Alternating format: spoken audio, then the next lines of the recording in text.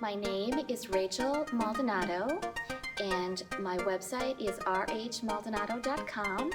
It is my belief in the human spirit and desire to connect that I want to tell your story and mine. And I am with Amado Lobato, who has an incredible immigrant story. How are you? I'm well, thank you very much, Rachel. Good to be here with you. Good. So you have this story, and it starts when you are just a child. Yeah. I remember it very well, as if it was yesterday. I was 8 years old, and my mom and dad were communicating with each other, and mom and my 4 siblings, my 3 brothers, or 2 brothers and sister, were in Mexico, and my dad was in Wyoming working on a farm, and he had saved up enough money to hire a group of coyotes that are people smugglers to bring us into the United States to join him in Wyoming.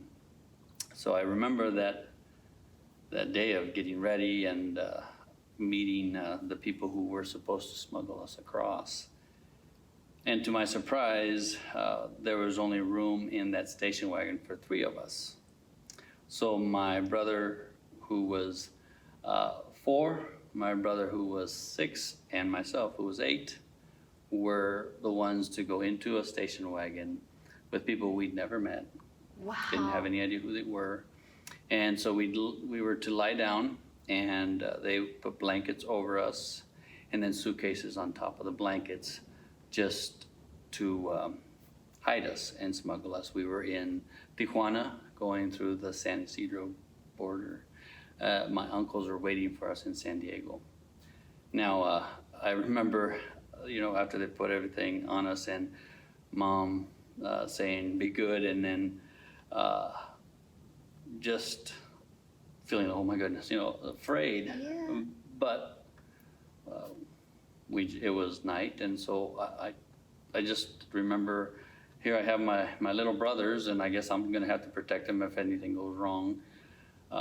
My mom was 9 months pregnant, and she and my sister, who was 10, were escorted running across the border, and we would rendezvous someplace in San Diego. And it was very scary. I just remember the couple who were driving us into the border. Very nice. They were very friendly, very nice. But I remember when they were saying, "Cállense, no digan nada," which is, be quiet, don't say anything. I mean, I know now what was going on, but back when I was 8, I had no idea. I guess I can't say anything. And I have no idea how long it took us, but we got across the border, and my uncles met us, and then we waited for my mom and sister. And again, I have no time frame but it was all within one night into another night. And so I think the second night we came back together, maybe a 24-hour period. But that's a long time to be away from your mom in a country you've never been in. And just the fear of, I have no idea who these people are, Wow. And so my sister and my mom joined us then, and my mom had my baby brother, Eduardo Javier, who was born in Orange County Hospital in Garden Grove. And so he was the only American citizen of our family. And I do remember, as we grew up later on, and he took advantage of that, because as brothers, so we'd start beating the crap out of him, and he'd say, "If you don't leave me alone, I'm going to call the immigration on you and send you guys back to Mexico." And so it's like, oh, leave him alone. He's got a lot of power. And so, but that was it was very hard, because we went from just thrown into an environment that we'd never even had any idea what we were about to experience. And to think of, even my dad, I hadn't seen him in several years, because he'd only come every couple of years. Yeah. We kind of noticed by when, the distance and siblings, that's kind of how we figured out when Dad was back in Mexico. But I hadn't seen him in 2 years, so I didn't know who, it was weird. I didn't have a relationship with my dad, not at that time, but it soon became apparent that we came into this country to work hard. Yeah. So this is so fascinating to me because you have your mom, she's 9 months pregnant, and your sister is 10. So, of your siblings, your sister's 10, you're 8, 6 and 4, and when you're in this car, you're kind of in charge. And do you remember, I know it's hard, but you're 8 years old, what that felt like those day and a half, 2 nights?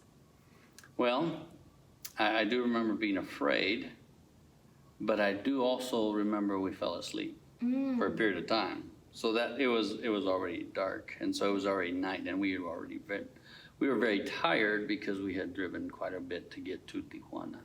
And so I think that was all planned, and probably my mom planned it that way so we could be very tired. So we slept quite a bit before we got to the border, and so that helped quite a bit. And so it happened, the actual crossing of the border didn't take that long,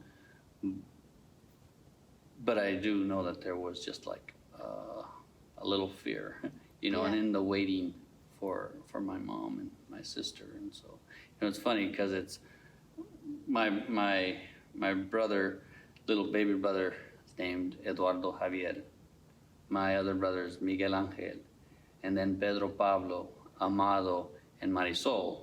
But now it's just Eddie, Mike, Pete, Amado, and Marisol. So our names didn't change, but my other brothers did. It's like they're Mike, Eddie, and Pete. Yes. Wow, that is quite the difference. It's a difference, yeah. And then when you get here and you are in Wyoming and you get reunited with your dad, you say you realized you came to work hard. What does that mean? Well, I don't want to paint the picture in such a negative light because it turns out positive, but it became very apparent that there was an element of you're here to do what you're told. And that's, when you're, at that time, by the way, in the 70s and 80s, this was 1976 by the time when we were smuggled in. We didn't use politically correct terms.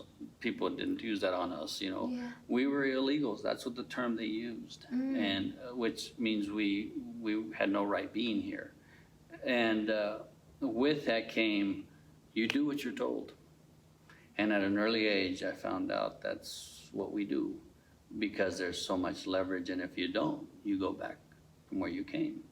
And so there was a lot of things that were painful to watch, but I know my parents went out of their way to make sure that we worked hard, that we were never, ever lazy. I thank God for that now.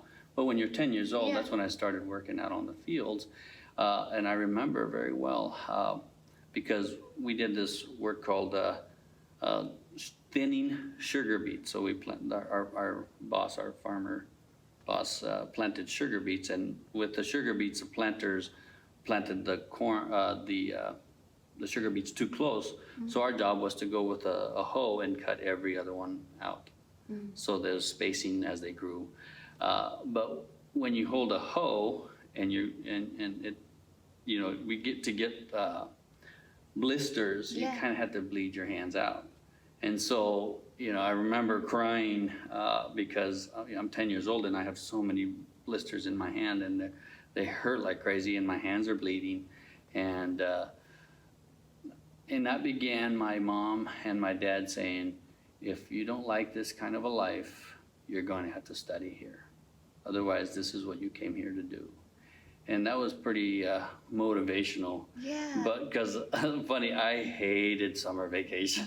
I love school. The sugar beets. School was fun, I love school because school was vacation. Yeah. Because I got to sleep in when school was at, or in session. And when I was older, I'd have school, then sports, then drama, and then come home and do homework. And my parents never made us work while we were at school.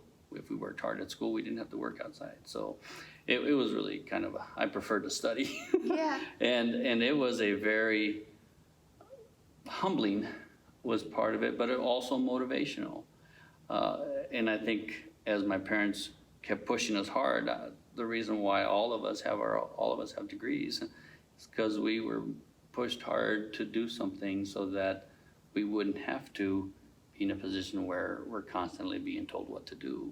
Yeah. Not that there's anything wrong with what we did in the sense of, though it was it was work and we worked hard, but our parents had such bigger dreams for us. I like that you, Amado, put a face and you have a story. And my last question for you is, what makes you feel alive? What makes me feel alive? Well, other than my God, I love woodworking.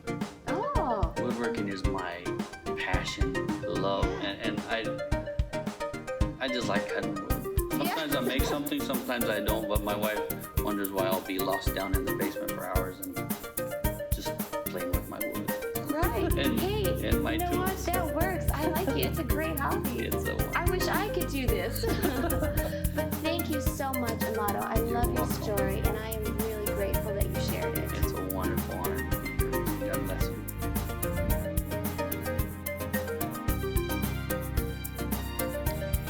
Thank you to Kate Wolfer for technical advice and Linroy Palmer Coleman for music.